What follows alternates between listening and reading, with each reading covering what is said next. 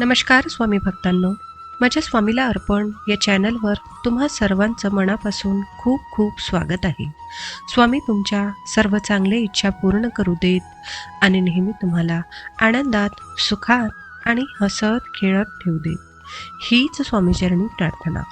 श्री स्वामी समर्थ महाराजांना त्रिवार वंदन करून आजच्या व्हिडिओला सुरुवात करूया. तर मित्रांनो, धार्मिकदृष्ट्या माघ महिना खूप विशेष आहे. या महिन्यातील प्रत्येक तिथी महत्त्वाची आहे. यात माघ पौर्णिमा हिंदू धर्मातील सर्वात महत्त्वाच्या उत्सवापैकी एक आहे. या दिवशी पवित्र नदीत स्नान, दान करण्याची परंपरा आहे. माघ महिन्यातील हे पवित्र स्नान पौष महिन्याच्या पौर्णिमेपासून सुरू होऊन माघ पौर्णिमेला समाप्त होते. माघ पौर्णिमा उत्सव देवी लक्ष्मी आणि विष्णुदेवाला समर्पित आहे.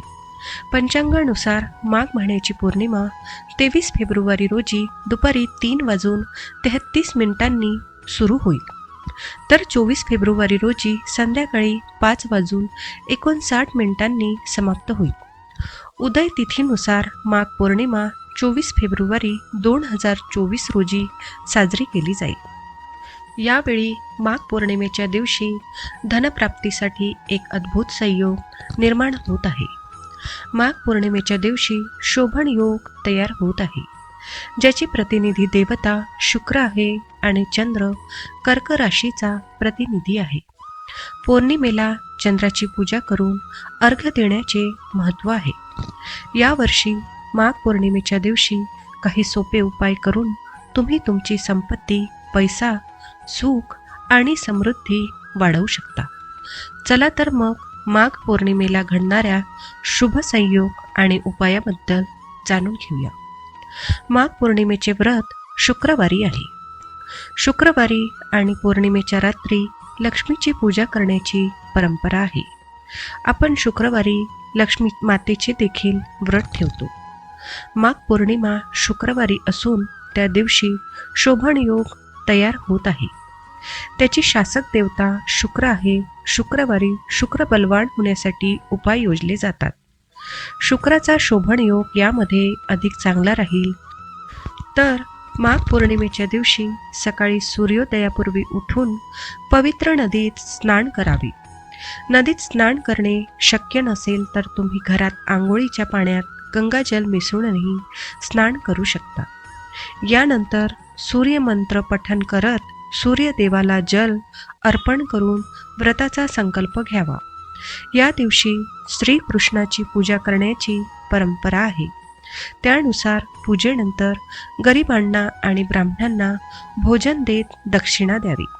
असे केल्याने व्यक्तीला विष्णूंचा आशीर्वाद लाभतो. माघ पौर्णिमेला सूर्यास्तानंतर म्हणजेच प्रदोष काळात लक्ष्मीची पूजा करावी. पूजेच्या वेळी बताशे, खीर आणि दुधापासून बनवलेली पांढरी मिठाई लक्ष्मीला अर्पण करावी. याशिवाय देवी लक्ष्मीच्या कणकधारा स्तोत्राचे पठण करावे. त्यामुळे संपत्तीत अमाप वाढ होण्याची शक्यता निर्माण होते. माघ पौर्णिमेला शुक्राला प्रसन्न करण्यासाठी दूध, तांदूळ, कपडे इत्यादी पांढऱ्या वस्तू, सुगंधी वस्तू जसे की अत्तर, सौंदर्य वस्तू इत्यादी दान करावे.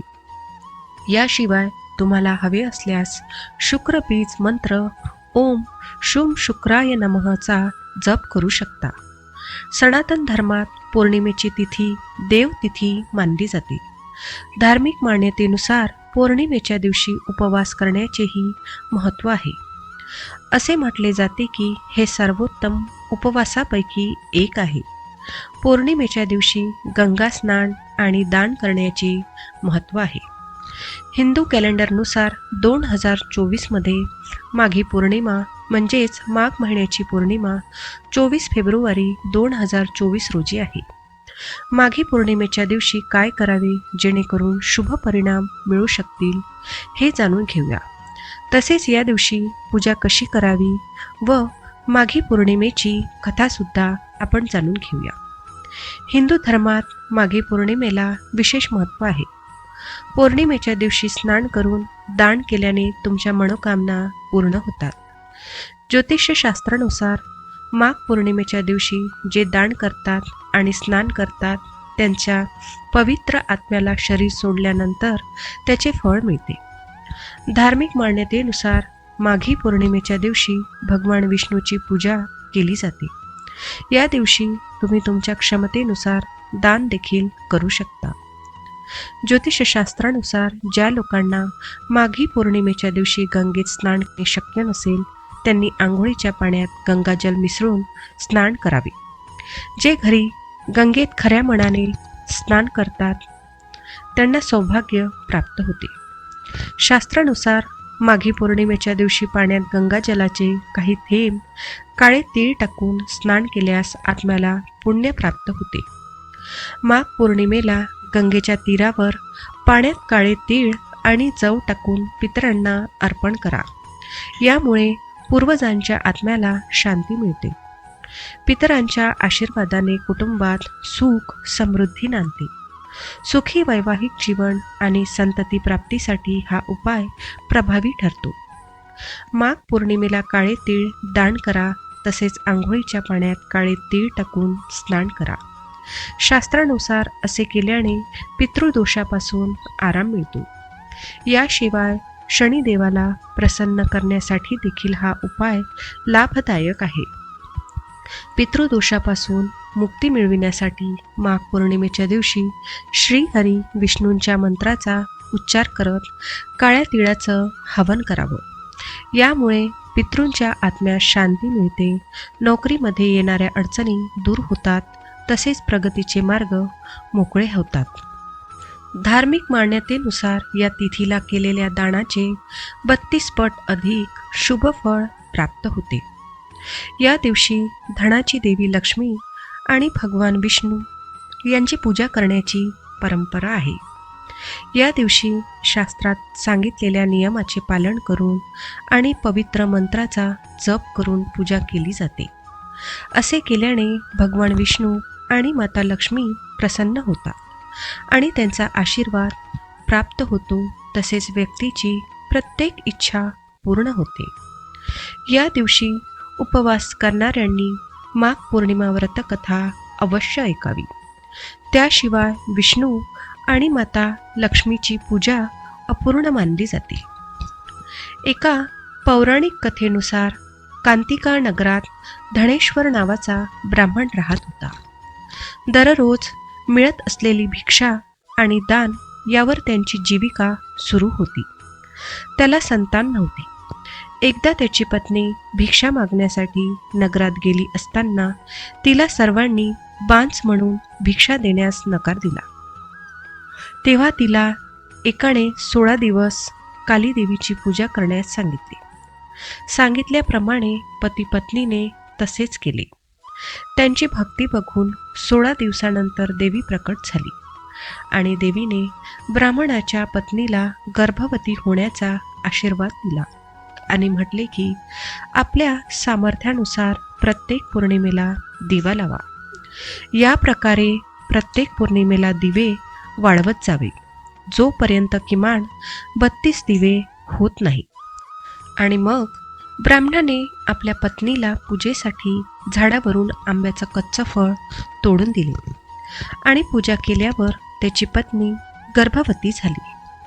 प्रत्येक पौर्णिमेला देवीने सांगितल्याप्रमाणे ती दिवे लावत होती. देवीच्या कृपेने तिने एका पुत्राला जन्म दिला, ज्याचे नाव देवदास असे ठेवले. देवदास मोठा झाल्यावर त्याला त्याच्या मामासोबत शिक्षण घेण्यासाठी काशी येथे पाठवले. काशीत असे काही घडले की धोक्याने देवदासाचे विवाह झाले. देवदास म्हणाला की तो अल्पायू आहे, तरी बळजबरीने त्याचे विवाह केले गेले. जेव्हा देवदासला घेऊन जाण्यासाठी काळ आला तर ब्राह्मण दंपतीने पौर्णिमेचे व्रत केले होते म्हणून काळ त्याला घेऊन जाण्यात असमर्थ ठरला.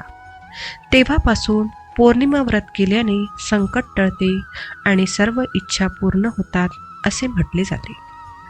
तर मित्रांनो, हा व्हिडिओ तुम्हाला कसा वाटला मला कमेंट करून नक्की सांगा. व्हिडिओ आवडला असेल तर व्हिडिओला लाईक करा. जास्तीत जास्त लोकांना हा व्हिडिओ शेअर करा. म्हणजे त्यांनासुद्धा ही माहिती मिळेल. चला तर मग आजच्या व्हिडिओमध्ये एवढेच. मी तुम्हाला परत भेटते अशाच एका नवीन आणि माहितीपूर्ण व्हिडिओमध्ये. तोपर्यंत सर्वांनी काळजी घ्या आणि असेच छान छान माहितीपूर्ण व्हिडिओ पाहण्यासाठी आजच आपल्या स्वामीला अर्पण चॅनलला सबस्क्राईब करा आणि कमेंटमध्ये श्री स्वामी समर्थ महाराजांचा जयघोष करायला विसरू नका. धन्यवाद. श्री स्वामी समर्थ. जय जय स्वामी समर्थ.